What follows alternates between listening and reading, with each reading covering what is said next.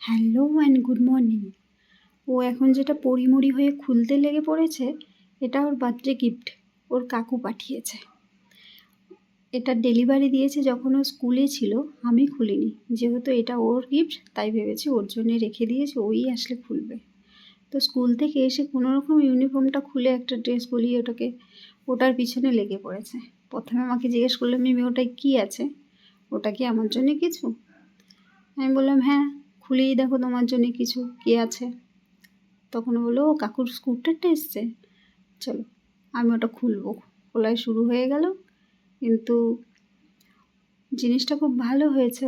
ওর কাকু প্রথমে একটা সিলেক্ট করেছিল, একটা হেলিকপ্টার রিমোট কন্ট্রোল, কিন্তু আমি ওটাকে ক্যান্সেল করালাম যে না, ও তো ওটা ইউজই করবে না, কারণ এর আগে দুটো রিমোট কন্ট্রোল কার ওর কাছে রয়েছে, পড়েই রয়েছে, ইউজই করে না, এটাও পড়ে থাকবে।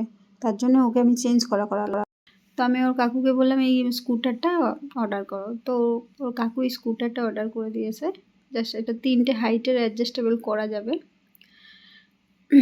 মেয়েরও পছন্দ হয়েছে, জানি না কতদূর চালাতে পারবে, কারণ ও একটু ভীতি প্রকৃতির। তো সাইকেলও লাস্ট ইয়ার বার্থডেতে ওর কাকু সাইকেল দিয়েছিল, এবার স্কুটার চালালেই হয়। ওর খুব পছন্দ হয়েছে, এটাই বড় কথা। আজকে আমি দেখাবো আমি কী করে ঘি বানাই। আমার এখানে 4টে ডাব্বা আছে, 4টে ডাব্বাই আমার সর তোলা আছে। আমি ডেলি মায়ের জন্য 1.5 লিটার করে দুধ নেই, তার মধ্যে সরটা আমি তুলে রেখে দিই, কারণ যেহেতু ও একটু হেলদি, ওই জন্য সরটা আমি দিই না। এই 4টে ডাব্বায় 22 দিনের মতো সর কালেক্ট করা আছে আমার। তো আমি প্রথমে কী করি, এটা একটা গ্রাইন্ডিং জারের মধ্যে নিয়ে কি ফ্রিজের একটা ঠান্ডা জলের বোতল আমি রেখে দিই। সেই ঠান্ডা জলের বোতলটা এই গ্রাইন্ডিং করি, আর একটু একটু করে ঠান্ডা জল মিক্সড করি আর গ্রাইন্ড করি। এই করতে করতে এক পর্যায়ে কী হয়, বাবা এখানে আমার একটু বেশি হয়ে গেছে, ওই জন্য এইখানে মানে জায়গা হচ্ছে না। এটা আমার ছোট ডাব্বা, তো এটা মিডিল ডাব্বাটা, জারটা।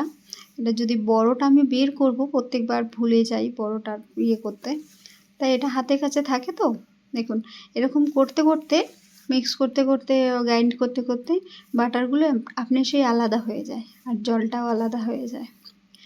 তো এটা থেকে শুধু হাত দিয়ে চেপে নিলেই এটা বেরিয়ে যাবে। আগেকার মায়েরা কত কষ্ট করতো আমি দেখতাম, আমার মাকেই দেখেছি, আমার শাশুড়ি মাকেও দেখেছি।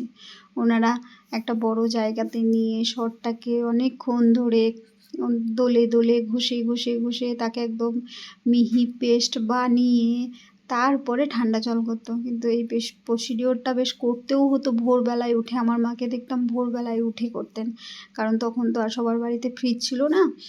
ভোরবেলায় জলটা ঠান্ডা পাওয়া যেত, স্পেশালি হচ্ছে শীতকালে জলটা ঠান্ডা পাওয়া যেত দেখে আমার মা কী করতেন, সকালে আগে কলের জল ধরে রেখে দিতেন, যেটা সর বানানোর জন্য, কারণ ঠান্ডা জল ছাড়া এটা হবে না। কারণ গরম জল হলে, একটু নর্মাল ওয়েদার যদি জল হয়, তো এটা কী হয়, বাটারটা মেল্ট হয়ে যায়, চারদিকে ছড়িয়ে লেগে যায়। যত ঠান্ডা জল হবে তত ওটা একদম আঠো আঠো হবে।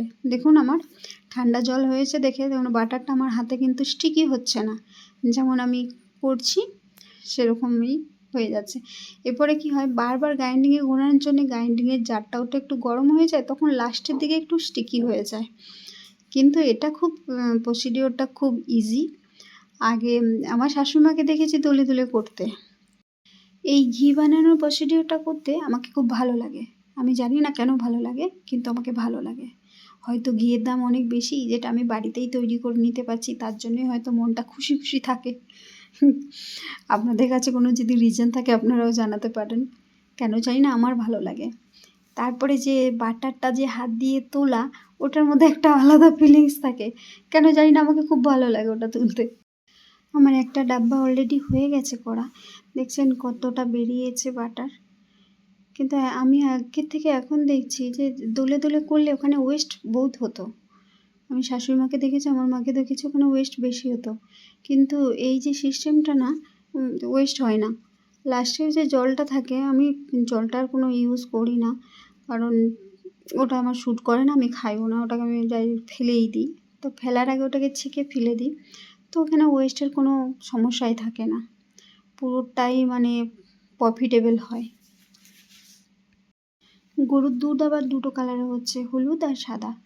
তো এই দুধটা সাদা রঙে দেখে বাটারটাও পুরো সাদা ধবধবে রঙে হয়েছে। আবার অনেক আছে দুধটা একটু হলুদ রঙের হয় দেখে তাদের বাটারগুলো বেশ হলুদ রঙের হয়। যা বারবার পাওয়ার কাট হচ্ছে, আমি দুটো ডাব্বা আর একটুখানি করেছি, আর এটা আমাকে করতে দিল না। কখনো বৃষ্টি নামছে তো কখন যে আসবে কারেন্ট তার ঠিক নাই, তাই এগুলো ঢাকা দিয়ে আমি আবার ফ্রিজে ঢুকিয়ে দেবো। আমি আবার কাল না হয় অন্য সময় করে নেব। দেখুন আমার মোট দুটো আর থেকে আর একটু বেশি, এটুকুর মধ্যে এইটুকু বাটার আমার বেরিয়েছে। এবার আমি এটাকে জ্বালিয়ে নেব। জ্বালানোর জন্য কী করি, আমি ওটাকে ফুল স্টিমে দিয়ে দিই। অনেকে বলে যে ঘি জাল করতে নাকি অনেক টাইম লাগে, কিন্তু আমার লাগে না। আমি ফুল ইয়েতে দিয়ে দিই, স্টিমটাকে বাড়িয়ে দিয়ে দিই ফুল, আর ওটাকে নাড়তে থাকি, তাহলে সেটা আমার তাড়াতাড়ি হয়ে যায়।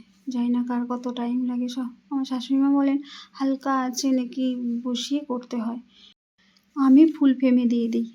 যখন দেখছি যে আমি ঘিটা উতলে যাচ্ছে, আমি ওকে কন্ট্রোল করতে পারছি না, তখন ফ্লেমটা কমিয়ে দিই। তাছাড়া আমার সেমভাবেই চলতে থাকে। তাহলে কী হয়, তাড়াতাড়ি হয়ে যায়। তো হলুদ দুধের যে বাটারটা হয় হলুদ কালারে, ওটা দেখতে একটু বেশি ভালো লাগে সাদাটার থেকে। সাদাটা দেখে যেমন এই যেমন ফুলে উঠেছে, মনে হচ্ছে যেন আমি দুধই জ্বালাচ্ছি, কিন্তু দুধটা হলে না পুরো হলুদ হয়ে ওঠে, যাকে বলে একদম পারফেক্ট ঘিয়ে কালার যাকে বলে, ঠিক ঘিয়ে কালারের মতো আসে। কিন্তু ওই সাদাটার একদম কালার আসে না। বাড়িতে যেদিন ঘি বানানো হয় পুরো ঘরটা ঘিয়ের গন্ধে ভরে যায়, যেটা আমার মেয়ের একদম পছন্দ না। ও বলে মামা কিসের ব্যাড স্মেল আসছে। আমি দেখতাম আমার শাশুড়ি মা যখন ঘি বানাতো, আমার দেওর মশাই নাকে গামছা দিয়ে ঘুরে বেড়াতো। কেন, কী প্রবলেম না, ঘিয়ের বিচ্ছিরি গন্ধ উঠছে, ওটা ওরা সহ্য করতে পারে না। এটা কাকুর সঙ্গে ওর পুরো ম্যাচ হয়ে গেছে। ও যেমন এই গন্ধটা সহ্য করতে পারে না, ওর কাকুকেও দেখতাম শাশুড়ি মা যেদিন ঘি বানাবে সেদিন গামছা নাকে বেঁধে ঘুরে বেড়াচ্ছে। আমাকে একটু অদ্ভুত লাগতো, কারণ সবাইকে তো স্মেলটা ভালো লাগে, এর কেন অপোজিট। এখন দেখি আমার মেয়ের মধ্যেও সেই গুণটাই এসে গেছে। দেখুন আমার ঘিয়েতে পুরো তেল ছাড়া শুরু হয়ে গেছে, ওই জন্যে ওগুলো আলাদা হতে শুরু করেছে, যে তলানি যেগুলো চাশনি বলে ওটা আলাদা হতে শুরু হয়েছে। এখন সমস্যা হয় এই পর্যায়ে এসে, যখন এই ঘিটা উতলাতে শুরু করে তখন ওকে রাখা একটু হয়, প্রবলেম হয়। যখন ফুলে ফুলে উঠবে, এই যে ঝাঁকটা যে উঠছে, এই ঝাঁকটা রাখতে একটু অসুবিধা হয়। প্রথমে একবার আমি জানতাম না, আমি দিয়ে দিয়েছি, তারপর আর কন্ট্রোল করতে পারছি না, উঠলে পড়ে যাচ্ছে। এই জিনিসটা আমি কিছুতেই কন্ট্রোল, তাও ভাগ্য ভালো আমি দুটো ডাব্বা করেছিলাম, আর দুটো করি নাই, কারণ কড়াই তো আমার এইটাই, তাহলে আমি আর কন্ট্রোল করতে পারতাম না। এ পর্যায়ে এসে আমি একদম গ্যাসটাকে বন্ধ করে দিয়েছি, বন্ধ করে একটু ঠান্ডা হোক। দেখুন আমার কালারটা দেখুন ঘিয়ের কেমন এসছে। ফেনাটার ওটা যখন যত ঠান্ডা হবে ও ধীরে ধীরে চলে যাবে। ফেনাটা এরকম এসছে। আমি আরেকটু কড়া বানাই, কিন্তু যেহেতু উতলে যাচ্ছিলো ওর জন্য আমি এটাকে বন্ধ করে দিলাম, বাই চান্স পড়ে যাবে। থাক, এটাকে একটু ঢাকা দিয়ে রেখে দিই, ঠান্ডা হয়ে যাক, ঠান্ডা হয়ে আমি বোতলে ভরবো। দেখুন আমার এইটুকু ঘি হয়েছে। এটা একটা 500 হরলিক্সের জার, মোটামুটি গলা পর্যন্ত হয়েই গেছে। আর হয়তো 100 ml দিলেই, কি তারও কম, 50 ml দিলেই এটা ভরে যাবে। আর এটা হলো চাচি। কেমন হয়েছে কালারটা কমেন্ট করে জানাতে কিন্তু ভুলবেন না। And please like, comment, share and subscribe. Tata.